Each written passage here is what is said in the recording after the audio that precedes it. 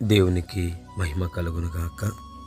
ఈ దినం దేవుని వాక్యం, భయపడకుము నీ ప్రార్థన వినబడినది.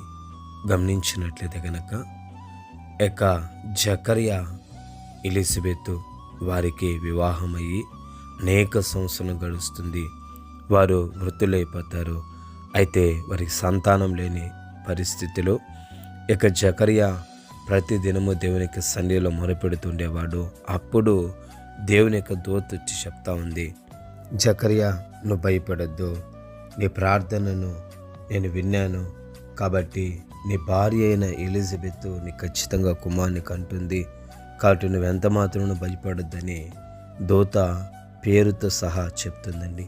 కాబట్టి గమనించినట్లయితే గనక ఆ తర్వాత దూత చెప్పిన రీతిగానే ఎలిజబెత్ గర్భవతి అవుతుంది, కుమారుని కంటుంది. ఆ కుమారుని పేరు యోహాను అని పేరు పెట్టడం జరుగుతుంది.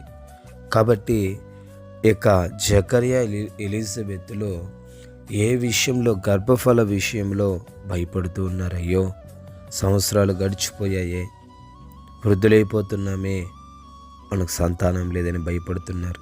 అదే ప్రకారంగా నీ జీవితంలో నువ్వు ఏ కార్యాల కొరకైతే భయపడుతున్నావో, అయ్యో దినాలు గడిచిపోతున్నాయే, రోజులు గడిచిపోతున్నాయే, సంవత్సరంలో గడిచిపోతున్నాయే, ఇంకా కార్యములు జరగలేదే అనేసి నువ్వు భయపడుతున్నావేమో.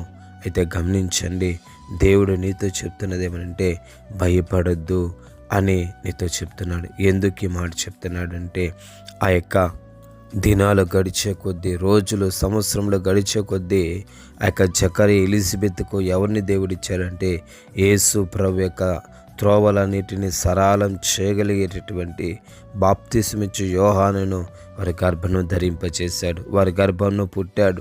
అంటే ఒక మహిమకరమైనటువంటి వ్యక్తిగా యోహాను జన్మించడం జరిగింది. కాబట్టి నువ్వు రోజులు గడిచిపోతున్నాయని మౌనంగా ఉండొద్దు.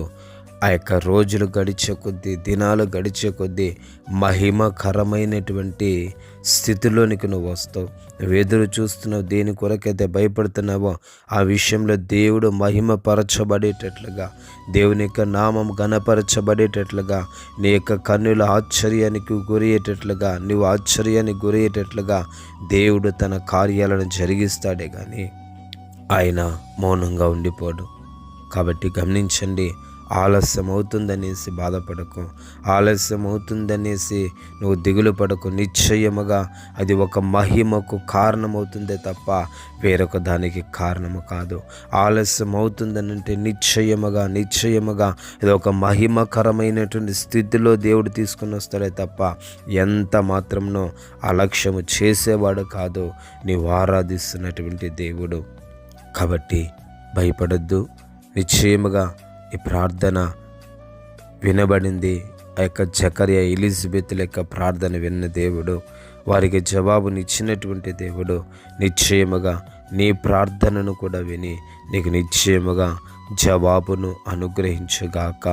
సర్వశక్తిమంతుడా, స్తోత్రాలనైనా ఈ మాటను బట్టి మీరు దీవించి ఆశీర్వదించండి, కృపనివ్వండి. యేసు నామములో తండ్రి, ఆమేన్, ఆమేన్.